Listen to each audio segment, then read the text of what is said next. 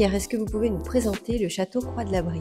Alors Croix de l'Abri, c'est l'origine des vins de garage. Les vins de garage, ça a commencé à Saint-Émilion, il faut remonter à 1991. C'était des tout petits domaines qui faisaient même pas 2 hectares de vignes.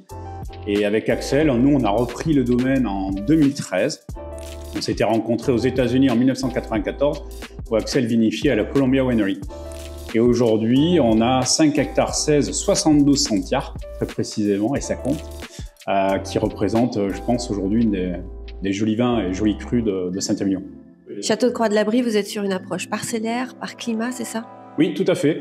Une approche par climat, par terroir et par lieu. Donc l'idée est d'être très identitaire sur l'expression de notre cru et donc de faire des différences entre les parties sur les argileux calcaires avec les argiles bleues, sur les graves, sur le plateau calcaire de Saint-Émilion. Donc l'idée c'est de travailler avec précision sur chaque terroir afin d'en tirer la quintessence. Donc Croix de l'Abri est assez connu pour cette signature assez unique dans l'expression de nos vins. Château Croix de l'Abri, ce sont des vins d'assemblage. Quels sont les cépages que vous travaillez? Alors à Saint-Émilion, effectivement, on fait des vins d'assemblage. Alors Croix de l'Abri, nous on a 3 cépages principaux. Le Merlot, qui est le cépage emblématique des vins de Saint-Émilion, les Cabernet Sauvignon et aussi les Cabernet Francs. Donc chaque cépage est vinifié totalement à part, en plus de vinifier par lieu. Et le Merlot va amener plutôt la rondeur, les Sauvignons vont amener plutôt la structure et la charpente.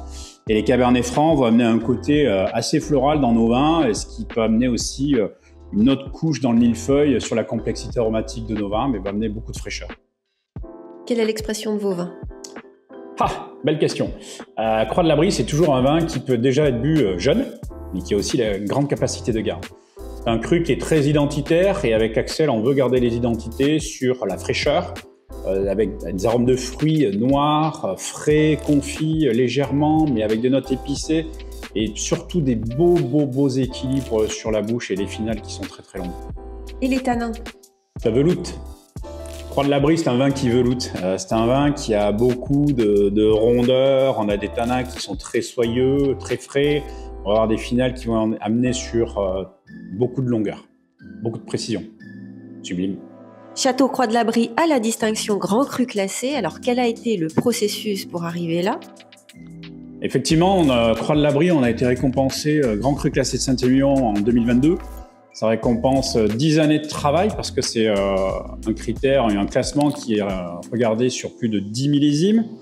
Il y a eu plus de 185 châteaux qui ont essayé d'être classés et on n'est que 85 domaines à avoir été élus au titre de Grand Cru classé des vins de Saint-Émilion. Il faut savoir que Saint-Émilion aujourd'hui, c'est à peu près 5400 hectares avec plus de 800 domaines. Donc ça donne aussi la représentation de ce challenge et on fait partie des petits poussés avec Axel, petit domaine familial de 5 hectares. Donc c'est une très belle récompense de plusieurs années de travail. Cool.